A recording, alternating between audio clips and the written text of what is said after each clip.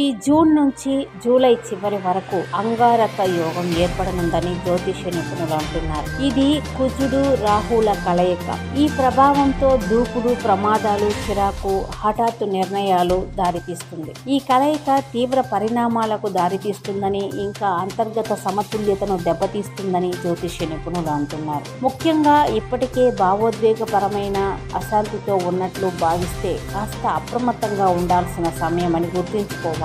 July 28 వరకు ఈ కుజ రాహు కలయిక కొనసాగుతుంది. అయితే ఈ అంగారక యోగంతో ఏర్పడే ప్రతికూలతలను తొలగించుకునేందుకు హనుమాన్ చాలీసా కవచంలా ఉపయోగపడుతుంది.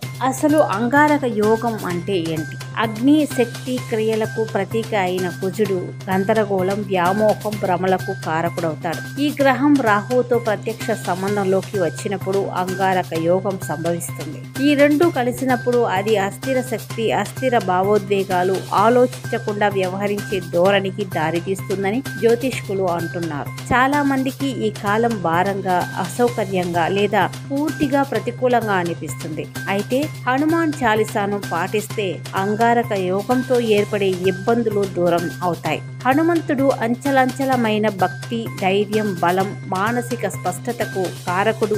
హనుమంతుని ఉనికి అంగారకుడి అగ్ని తీవ్రతను, రాహువు నీడకారకుడైన పట్టును తటస్కరిస్తుందని చెప్తారు.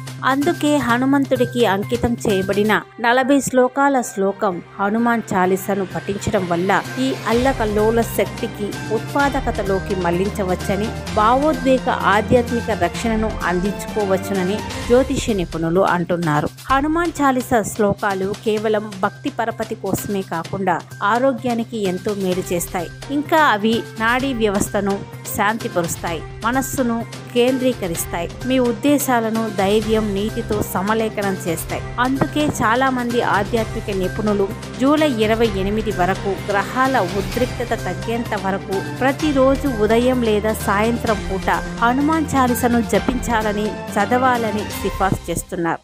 అంగారక యోగంతో మేష, వృశ్చిక రాశికి ఇబ్బందులు ఏర్పడే అవకాశాలు ఉన్నాయి. కోపం, ఆందోళన, నిద్రలేమి, వ్యక్తుల మధ్య ఘర్షణలు ఈ కాలంలో పెరిగే అవకాశాలు ఉన్నాయి. అందుకే స్వీయ క్రమశిక్షణ, ఆధ్యాత్మిక చింతనను మెరుగుపరుచుకుంటే ఈ ప్రతికూలతలను దూరం చేసుకోవచ్చు. అందుకే ఒక రోజులో ఉదయమో లేక సాయంత్రమో హనుమాన్ చాలీసాను పఠించాలి అంటున్నారు జ్యోతిష్య నిపుణులు.